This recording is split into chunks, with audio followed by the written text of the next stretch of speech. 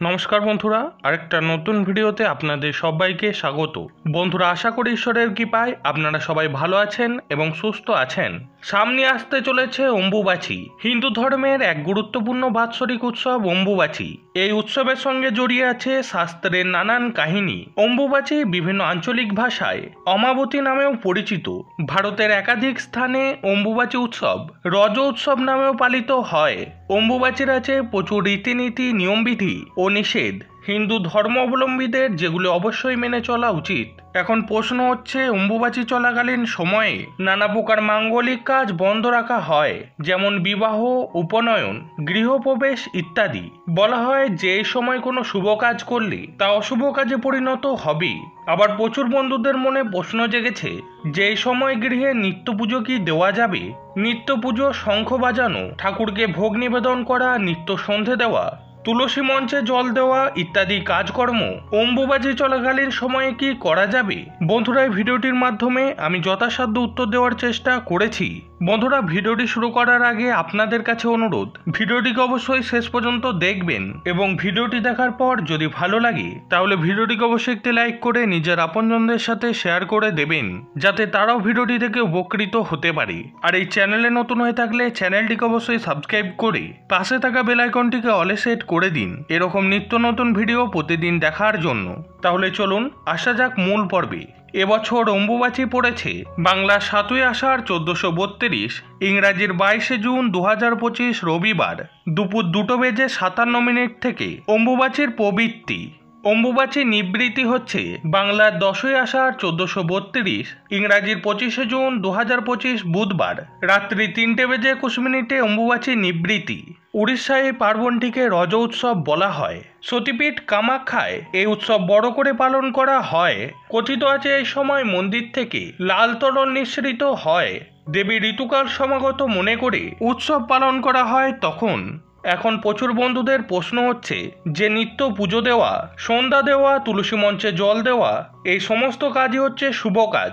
অম্বুবাচী চলাকালীন সময়ে বিভিন্ন শুভ কাজ করা মানা হয়ে থাকে। তাহলে ঘরে নিত্য পুজো দেওয়া উচিত কি অনুচিত? অনেক বন্ধুরা এটাও প্রশ্ন করেছেন যে আমি কৃষ্ণ মন্ত্রে দীক্ষিত, আমি কি গোপাল সেবা করতে পারবো, গোপালকে ভোগ নিবেদন করতে পারবো? তাহলে চলুন বন্ধুরা সমস্ত বন্ধুদের প্রশ্নের উত্তর দেওয়া যাক। অম্বুবাচীর সঙ্গে জড়িয়ে আছে বিভিন্ন আচার অনুষ্ঠান। এই 3 দিন সন্ন্যাসীরা এবং বিধবারা বিশেষভাবে পালন করেন। বিভিন্ন শুভ কাজে কদিন নিষিদ্ধ থাকে। শুধু তাই নয়, অম্বুবাচী চলাকালীন সময়ে কৃষিকাজও বন্ধ রাখা হয়। 3 দিন অম্বুবাচী হয়ে যাওয়ার পরে, অর্থাৎ অম্বুবাচী নিবৃত্তি হয়ে যাওয়ার পরে যে কোনো মাঙ্গলিক অনুষ্ঠান, চাষবাস এবং বিশেষ পূজাপাঠ করা হয়ে থাকে। অম্বুবাচীতে ভূমিকর্ষণ এবং বৃক্ষরোপণ নিষেধ, কারণ এই সময় ধরনী ঋতুমতি হয়। তাই বন্ধুরা, এই সময় তুলসী গাছও কিন্তু লাগানো যাবে না। তবে হ্যাঁ, বাড়িতে যে তুলসী গাছ আছে তাতে অবশ্যই জল দেওয়া যাবে। এই সময় গৃহপ্রবেশ, বিবাহ ও অন্যান্য শুভ কাজ করা নিষিদ্ধ। এই সময় কাজ করলে তা অশুভ হবে বলে মনে করা হয়। এই সময় কোনো বিশেষ পূজা রাখা যায় না। তবে যদি কোনো বছর জগন্নাথ দেবের রথযাত্রা পড়ে তবে তার নির্দিষ্ট নিয়ম মেনেই হবে, কারণ এই সময় নিত্যকর্ম হবে কিন্তু কোনো কাম্যকর্ম হবে না। রথযাত্রা একটি নিত্যকর্ম। বন্ধুরা, রথযাত্রা যেমন নিত্যকর্ম, সেই রকমই আমরা ঘরে যে ঠাকুরের পুজো দিয়ে থাকি সেটা আমাদের নিত্যকর্মের মধ্যেই পড়ে। যেমন আমরা প্রতিদিন স্নান করি, আহার করি, ঠিক সেই রকমই আমরা প্রতিদিন স্নানের পরে ঠাকুরকে জল দিই, ঠাকুরকে ফুল নিবেদন করি, ঠাকুরের পূজা অর্চনা করি। যারা গুরুমন্ত্রে দীক্ষিত তারা মন্ত্র জপ করে এবং নানা প্রকার পুজো সম্বন্ধীয় কাজ যা আমরা প্রতিদিন করতে অভ্যস্ত, সেগুলি কিন্তু আমাদের নিত্যকর্মের মধ্যেই পড়ে। এখন অম্বুবাচী চলাকালীন সময়ে যেহেতু নিত্যকর্মে কোনো বাধা নেই, তাই প্রতিদিনের পুজো দেওয়াতেও কোনো বাধা নেই।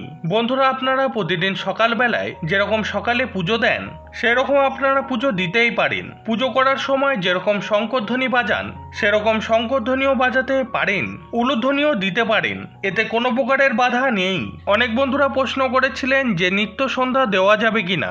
সন্ধ্যা দেওয়া বন্ধুরা নিত্যকর্মের মধ্যেই পড়ে, তাই প্রতিদিন সন্ধ্যা আপনারা অবশ্যই দেবেন। তুলসী তলায় সকালে যেরকম জল দেবেন, ধূপ দেখাবেন, সন্ধ্যাবেলাও সেরকম প্রদীপ এবং ধূপ দেখাবেন, এতে কোনো প্রকারের বাধা নেই। যারা আদিশক্তির বিভিন্ন রূপ যথা কালী, দুর্গা, জগদ্ধাত্রী, বিপত্তারিণী, শীতলা, চণ্ডী ইত্যাদি দেবীর মূর্তি বা পট পূজা করেন তারা মূর্তি বা পট লাল কাপড়ে ঢেকে রাখবেন। পুজোর সময় কোনো রকমের মন্ত্রপাঠ করবেন না, কেবলমাত্র ধূপ দ্বীপ দেখিয়ে প্রণাম করলেই হবে। অম্বুবাচীতে ভুলেও মূর্তি বা পট স্পর্শ করবেন না। অম্বুবাচী নিবৃত্তির পরে আচ্ছাদন খুলে আসন ধুয়ে দেবীকে স্নান করিয়ে পূর্বের মতো পূজা এবং আম ও দুধ নিবেদন করবেন। তাহলে বন্ধুরা বুঝতেই পারছেন আদিশক্তির বিভিন্ন রূপ, সেই সমস্ত ঠাকুরের পট যদি আপনাদের কাছে থাকে বা বিগ্রহ যদি থাকে তাহলে বিশেষভাবে লাল কাপড়ে মুড়ে সেটিকে রেখে দেবেন এবং অম্বুবাচী নিবৃত্তি হয়ে যাওয়ার পরে পুনরায় সেই দেবী মূর্তিটিকে ভালো করে ধুয়ে বা পটটিকে ভালো করে ধুয়ে আবার নতুন আসনে বসিয়ে পূর্বের মতো পূজাপাঠ করবেন। কিন্তু সেটা শুধুমাত্র কালী, দুর্গা, মা জগদ্ধাত্রী, মা বিপত্তারিণী, মা শীতলা, চণ্ডী মূর্তি বা পটের ক্ষেত্রে প্রযোজ্য। মা লক্ষ্মীর পুজো নিত্য করা যাবে, মা সরস্বতীর পুজো নিত্য করা যাবে, রাধাকৃষ্ণের পুজো নিত্য করা যাবে, নিত্য গোপাল সেবা করা যাবে। এগুলিতে অম্বুবাচীতে কোনো বাধা নিষেধ নেই। অম্বুবাচীতে যারা শাস্ত্রমন্ত্রে দীক্ষিত তারা জপ করতে পারবেন, কারণ জপে কোনো দোষ নেই।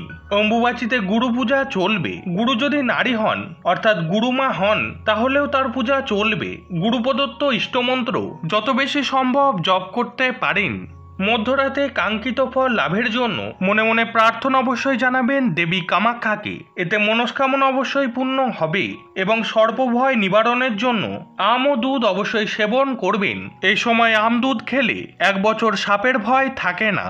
বন্ধুরা, আপনারা আমদুধ কেন খাবেন তার ধর্মীয় এবং বৈজ্ঞানিক কারণের একটি নির্দিষ্ট ভিডিও আমি বানিয়ে দেব।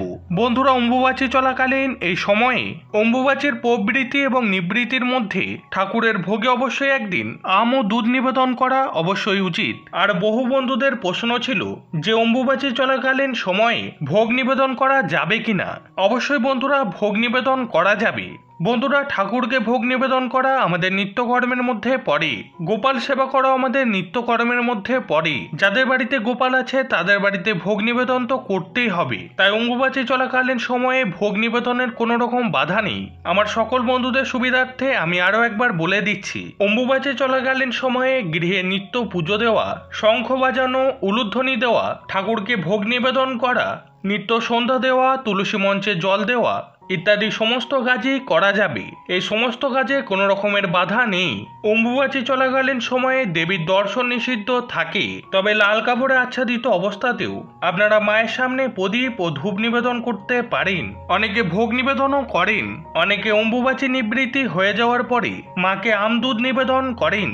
অম্বুবাচী চলাকালীন এই 3 দিন সময় ব্রহ্মচারী, সাধু সন্ন্যাসী, যোগী পুরুষ এবং বিধবা মহিলারা ঋতুমতী পৃথিবীর ওপর আগুনে রান্না করে কিছুই খান না।